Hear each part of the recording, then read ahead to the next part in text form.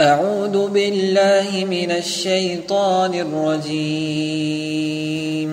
وقال الشيطان لما قضي الأمر إن الله وعدكم وعد الحق ووعدتكم فأخلفتكم وما كان لي عليكم من سلطان إلا أن دعوتكم فاستجبتم لي فلا تلوموني ولوموا أنفسكم ما أنا بمصرخكم وما أنتم بمصرخي إني كفرت بما أشركتمون من قبل إن الظالمين لهم عذاب أليم.